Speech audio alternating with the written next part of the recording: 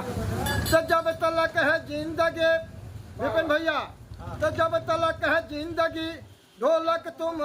बजाते रहो, थोड़ी बहुत कमी को आपस में निभाते रहो।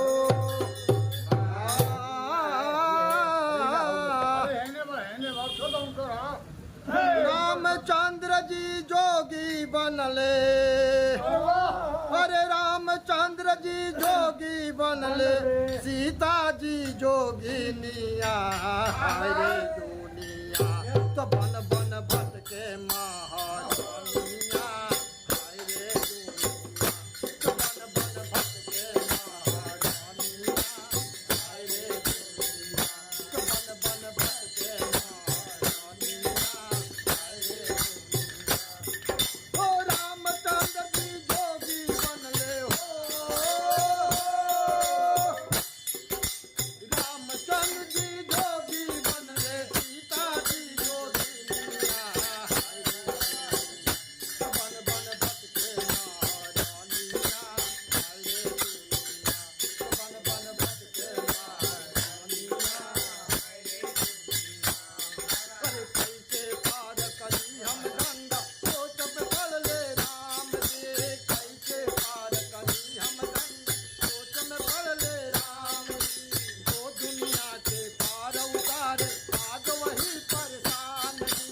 वो दुनिया के पार उतारे वो आज परेशान जी। गंगा माँ के आँख से पाहे हो, गंगा माँ के आँख से पाहे झर झर रहे पानिया हाय रे दुनिया तो बन बन भटके महारानिया हाय रे दुनिया तो बन बन भटके महारानिया हाय रे दुनिया तो बन बन भटके महारानिया हाय रे दुनिया। पहले राउर चरण धोअब, पहले राउर चरण धोअब, अर्जी बा हमार जे, पहले राउर चरण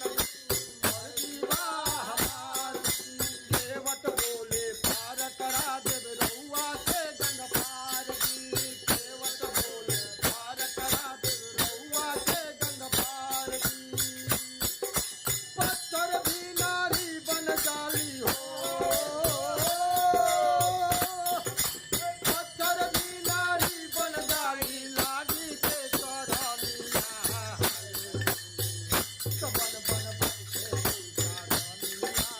हाय रे दुनिया तो बन बन भटके महारानिया हाय रे दुनिया। ओ रामचंद्र जी जोगी बनले हो, रामचंद्र जी जोगी बनले, सीता जी जोगिनिया हाय रे दुनिया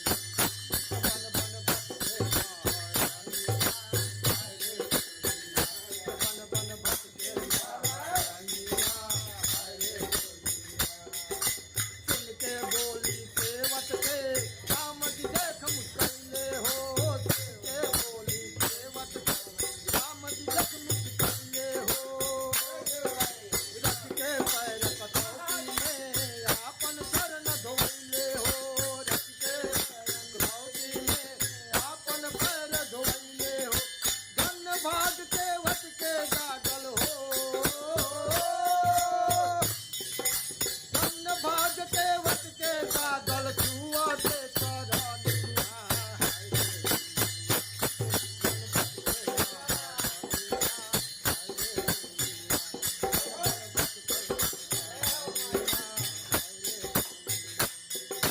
रामचंद्र जी जोगी बनले, रामचंद्र जी जोगी बनले, सीता जी जोगिनिया हाय रे दुनिया तो बन बन भटके महारानिया हाय रे दुनिया बन बन भटके महारानिया। हो तोहर बिगड़ल बात रानिया, हो तोहर बिगड़ल बात रानिया, अरे अब का सुधारी हो भैया, अब का सुधारी हो भैया, अब का सुधारी